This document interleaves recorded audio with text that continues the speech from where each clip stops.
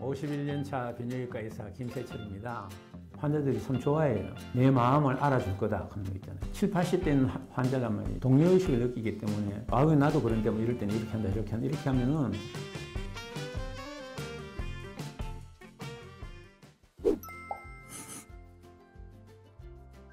실제로 있을 수 있다는 이야기입니다. 여자가 남자들처럼 사정을 할 수가 있다는 이야기입니다. 무슨 이야기냐면은 스킨십 셈이라는 게 있습니다. 질분비액을 생산하는 것이죠. 여기에서 나오는 분비액의 성분을 보면은 남자들의 전립선에서 나오는 성분과 비슷하다는 것이죠. 바로 이 스킨십 셈에서 분비물이 많이 나오는 여성들이 있다는 것이죠. 그걸 우리가 여성들의 사정을 한다고 이렇게 이야기합니다.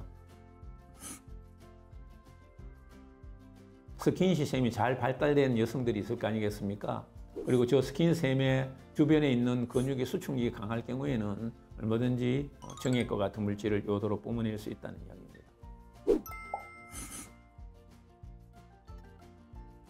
제일 중요한 원인은 정신건강입니다. 불안, 우울, 초조 등등 이러한 정신 문제가 있다든지 남편과의 관계, 직장이나 또는 가족 관계에서 스트레스가 있다. 그 다음에 젊은 여성이라 하더라도 호르몬 장애가 있을 수 있겠죠. 또 본인이 먹는 약 중에서 여성 호르몬의 작용을 억제시키는 약이 질분비 장애를 일으킬 수 있고, 통기가 안 좋은 내일을 입을 경우에도 질분비 장애의 원인이 될 수 있고요. 수분이 부족하면 질분비액이 적게 나올 수 있습니다.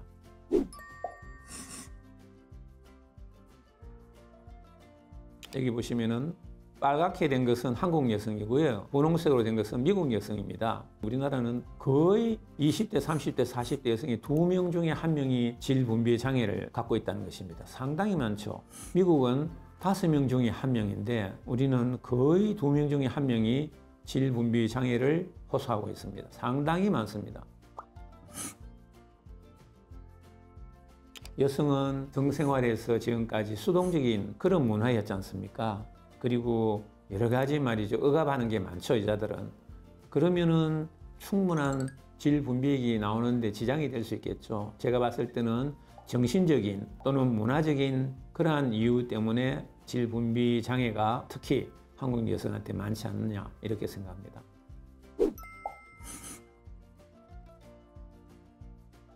우선은 제일 중요한 것이 수분 섭취를 증가시키는 것이죠.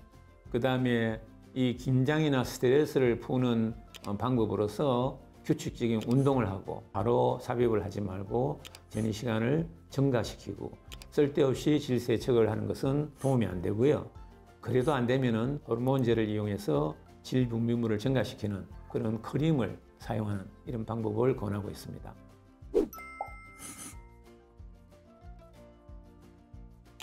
성욕 장애가 있고요. 도대체 생각이 안 난다. 그 다음에 생각 안 나는데 막상 성관계를 하면은 오르가슴에 오르르까지 성적 고조가 되는데 그게 안 된다. 그 다음에 성관계할 때 통증이 있다 하는 것이 대표적인 여성의 성기능 장애입니다. 이런 것들은 상당히 많은 빈도를 차지하고 있지만은 정신적으로, 심리적으로 오는 경우에는 생각보다는 어렵다는 것이 현실입니다. 그렇습니다. 이게 성치료를 전문으로 하는 또 성치료사가 있습니다. 그분들이 정말로 적절한 전문가라고 이야기할 수 있겠죠.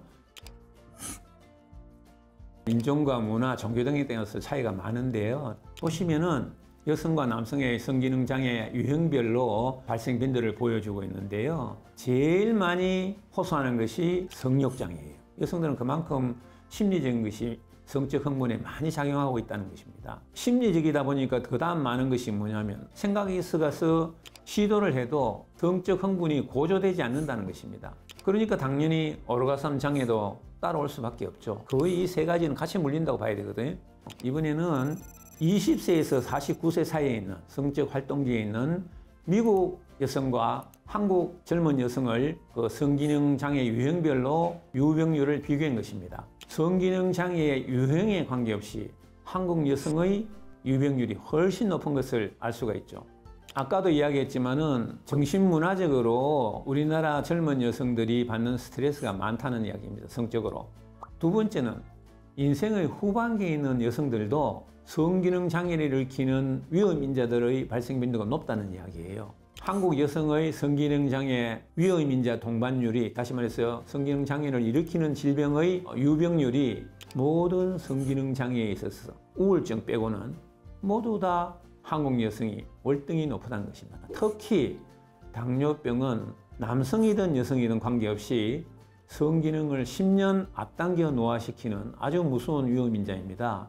여기 보면은 당뇨병을 앓고 있는 여성의 질벽의 조직 소견이에요. 위에 보이는 것이 정상인의 여성의 질벽을 보고 있고, 아래 거는 당뇨 여성입니다. 질벽의 상피세포 보세요. 정상인보다도 당뇨 여성은 상당히 얇죠. 저러니까 질 분비액이 적게 나올 수밖에 없고, 질에 상처가 나기 쉽고, 통증이 따를 수밖에 없고, 감염이 더 잘 생긴다는 이야기입니다. 당뇨란 것은 남성뿐만 아니라 여성의 성기능도 황폐화시키는 아주 제일 중요한 위험인자이고요. 그래서 이러한 당뇨의 발생에 대해서 각별히 신경을 쓰셔야 된다는 이야기입니다.